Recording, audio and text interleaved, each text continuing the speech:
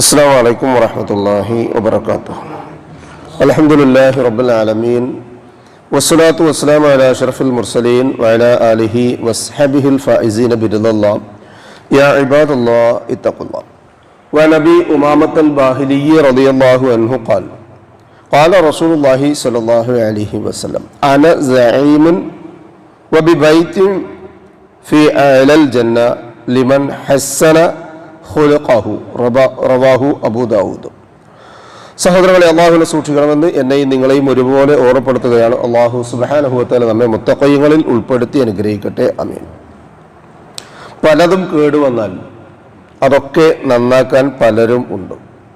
കണ്ണാണെങ്കിൽ അതിൻ്റെ വിദഗ്ധമായ പരിശീലനം നേടി അത് സ്പെഷ്യലൈസ്ഡ് ചെയ്ത് പഠിച്ച കണ്ണുരോഗ വിദഗ്ധരുണ്ടാകാം, ചെവി ഉണ്ടാകാം, തലച്ചോറുണ്ടാവാം. ഇങ്ങനെ പോയിട്ട് ശരീരത്തിൻ്റെ ഓരോ കണത്തെയും വ്യത്യസ്തമായ രൂപത്തിൽ പഠിച്ച് ഗവേഷണം ചെയ്ത് അതിൻ്റേതായ മികവ് തെളിയിക്കുന്ന പല ആൾക്കാരും ഉണ്ടാകാം. എന്നാൽ മറ്റൊരാൾക്ക് നന്നാക്കാൻ പറ്റാത്തൊരു സംഗതിയുണ്ട്. അത് സ്വയം മാത്രം വിചാരിച്ചാൽ നന്നാകുന്നതുമാണ്. കേടായാൽ ആ കേടോടുകൂടി തന്നെ അവനവൻ്റെ കാലഗതി പ്രാപിക്കുകയും ചെയ്യും.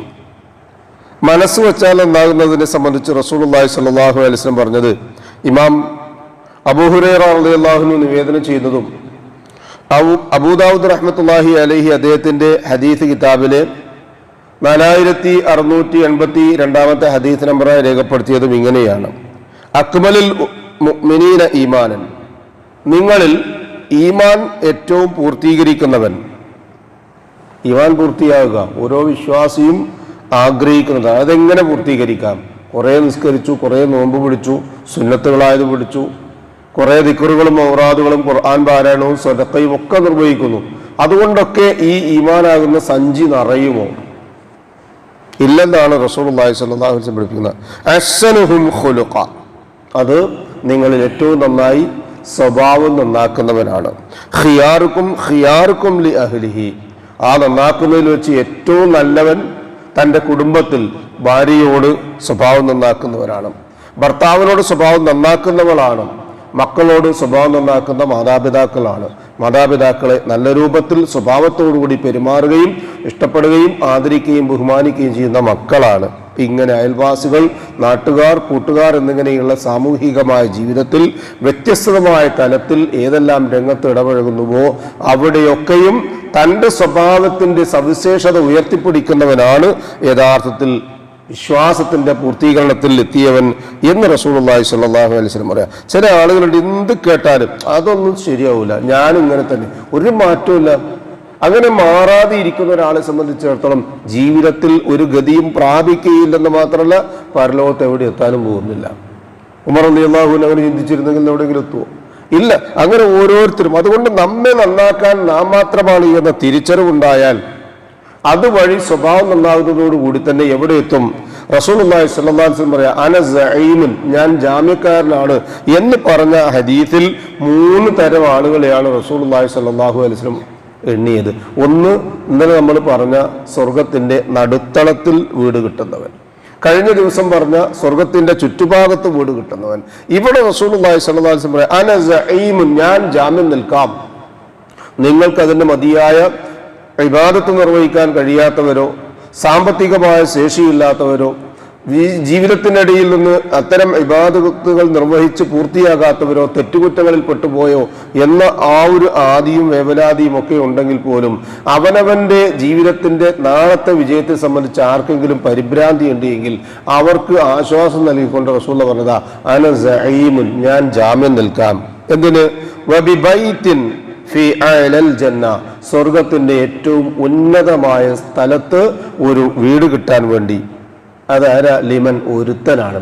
ഹസ്സന ഖുലുഖഹു, അവൻ തൻ്റെ സ്വഭാവത്തെ നന്നാക്കട്ടെ.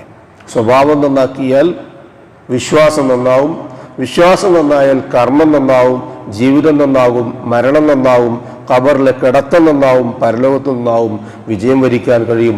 സ്വർഗത്തിന്റെ ഉന്നതമായ ദറജയിൽ എത്താൻ കഴിയും. അതില്ലാതെ ഏത് ഇബാദത്ത് ചെയ്താലും സ്വഭാവം ഒന്നുമില്ലെങ്കിൽ ഇബാദത്തുകളൊക്കെ പുഴുക്കുത്തേറ്റതുപോലെയാവും. വലിയൊരു സഞ്ചിയിൽ അതല്ലെങ്കിൽ വലിയൊരു പാത്രത്തിൽ വെള്ളം നിറച്ച് അതിലൊരു തുള വീണാൽ എങ്ങനെയാണോ അതുപോലെ തന്നെ സ്വഭാവത്തിന്റെ ദൂഷ്യത്തിലൂടെ ഇബാദത്തുകൾ പോകും. മുഫ്ലിസിനെ പരിചയപ്പെടുത്തിയപ്പോൾ റസൂൽ പറഞ്ഞത് കർമ്മങ്ങൾ ഏറെ ചെയ്തിട്ടുള്ള മറ്റുള്ളവരെ പിന്തുടർന്നുകൊണ്ട് ശകാരിക്കുകയും ചീത്ത പറയുകയും ശല്യപ്പെടുത്തുകയും ദ്രോഹിക്കുകയും മർദ്ദിക്കുകയും അപഹരിക്കുകയും ഒക്കെ ചെയ്യുന്നവരാണെന്ന് പറയും. എന്തുകൊണ്ടാ? സ്വഭാവ ദൂഷ്യം ഏറി വന്നുകൊണ്ടാണ്. അല്ലാഹു സുബ്ഹാനഹു വ തആല സ്വഭാവത്തിന്റെ എല്ലാ ദോഷങ്ങളിൽ നിന്നും ദൂഷ്യങ്ങളിൽ നിന്നും നമ്മെ കാത്തു സംരക്ഷിക്കുകയും നല്ല സ്വഭാവത്തിന്റെ ഉടമകളായി ജീവിക്കുവാൻ തൗഫീഖ് നൽകി അനുഗ്രഹിക്കുകയും ചെയ്യട്ടെ. അതുവഴി റസൂലുള്ളാഹി സ്വല്ലല്ലാഹു അലൈഹി വസല്ലം ജാമ്യം നിൽക്കാം എന്ന് പറഞ്ഞവരുടെ കൂട്ടത്തിൽ ഉൾപ്പെടാനും ഉന്നതമായ സ്വർഗത്തിന്റെ ദറജയിൽ എത്തിത്തീരാനുമുള്ള തൗഫീഖ് അല്ലാഹു സുബ്ഹാനഹു വ തആല നമുക്ക് ഏവർക്കും നൽകി അനുഗ്രഹിക്കട്ടെ. മനുഷ്യ സഹജമായി വന്നു പോയ എല്ലാ അബദ്ധങ്ങളും അള്ളാഹു പുറത്ത് മാപ്പാക്കി മറച്ചുവെച്ച് ഇരുലോകത്തും നമ്മെ അനുഗ്രഹിക്കട്ടെ. അവയ്ക്ക് പകരം നന്മകൾ ചെയ്യാനുള്ള തൗഫീഖ് നമുക്ക് ഏവർക്കും നൽകി അനുഗ്രഹിക്കട്ടെ. നമ്മിൽ നിന്നും മരണപ്പെട്ടവർക്ക് അള്ളാഹു മഗ്ഫിറത്തും റഹ്മത്ത് നൽകി അനുഗ്രഹിക്കട്ടെ. അവരുടെ ബർസഖിയായ ജീവിതം അള്ളാഹു റാഹത്താക്കി കൊടുക്കട്ടെ. ജീവിച്ചിരിക്കുന്നവരിൽ രോഗികളായ വീടുകളിലും ആശുപത്രികളിലും ഈ മജ്ലിസിലും കഴിഞ്ഞുകൂടുന്നവർക്ക് ഷാഫിയായ റബ്ബ് ആജിലും കാമിലുമായ ശിഫയും സമാധാനവും ആഫിയത്തും ദീർഘായുസ് നൽകി അനുഗ്രഹിക്കട്ടെ. അവനവന്റെ കാര്യങ്ങൾ നിർവഹിക്കുവാൻ ആവശ്യമായ സിഹത്തും താഖത്തും ആഫിയത്തും അള്ളാഹു മരണം വരെ നമുക്ക് ഏവർക്കും നിലനിർത്തി തന്ന് നമ്മെ അനുഗ്രഹിക്കട്ടെ. ഈമാനും ഇഖ്ലാസും തഖ്വയും ഖുശൂഉമുള്ള മുത്തഖീകളായി ജീവിക്കുവാനും ജീവിതാന്ത്യം വരെ ആ ജീവിത വിശുദ്ധി കാത്തു സൂക്ഷിക്കാനും അള്ളാഹു നമുക്ക് തൗഫീഖ് നൽകി അനുഗ്രഹിക്കട്ടെ. മരണസമയത്തുണ്ടാകുന്ന എല്ലാവിധ വിഷമങ്ങളും മാറ്റിവെച്ച് പ്രയാസങ്ങളിൽ നിന്ന് മുക്തമായി അഫ്ളൽ ദിക്ർ ലാ ഇലാഹ ഇല്ലല്ലാഹ് എന്ന കലിമ കാമിലായ ഈമാനോടുകൂടി പറഞ്ഞ് പുഞ്ചിരിയോടുകൂടി കണ്ണടയ്ക്കാൻ അള്ളാഹു സുബ്ഹാനഹു വ തആല നമുക്ക് ഏവർക്കും തൗഫീഖ് നൽകി അനുഗ്രഹിക്കട്ടെ. ഉപജീവനത്തിൽ അള്ളാഹു പ്രവിശാലമായ അവന്റെ ഖൈറും ബറക്കത്തും വർഷിച്ച് നമ്മയും നമ്മുടെ കുടുംബത്തെയും അനുഗ്രഹിക്കട്ടെ.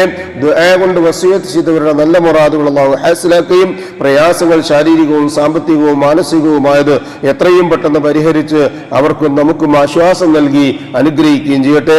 ജന്നാത്തുൽ ഫിർദൗസിന്റെ ഉടമകളായ അമ്പിയാക്കളും മുർസലുകളും ഔലിയാക്കളും സലഫുസ് സാലികളും സുദ്ദീഖുകളും ശുഹദാക്കളുമുള്ള സ്വർഗ്ഗത്തിൽ പ്രവേശിക്കാൻ സാധുക്കളായ നമ്മുടെ മാതാപിതാക്കൾക്കും നമുക്കും കൂട്ടുകുടുംബങ്ങൾക്കും സന്താന പരമ്പരകൾക്കും അല്ലാഹു തൗഫീഖ് നൽകി അനുഗ്രഹിക്കട്ടെ.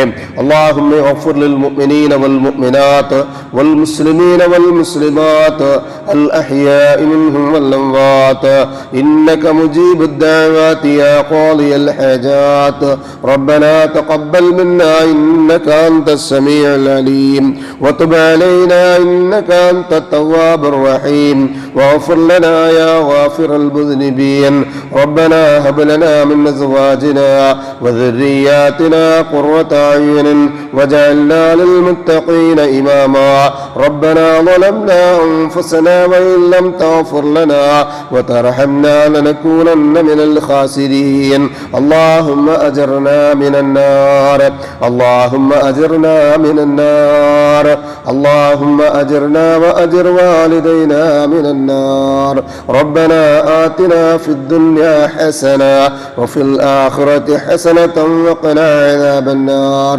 آمين آمين آمين برحمتك يا أرحم الراحمين سبحان ربك رب العزة عما يصفون وسلام على المرسلين والحمد لله رب العالمين سبحانك اللهم وبحمدك أشهد أن لا إله إلا أنت أستغفرك وأتوب إليك السلام عليكم ورحمة الله وبركاته.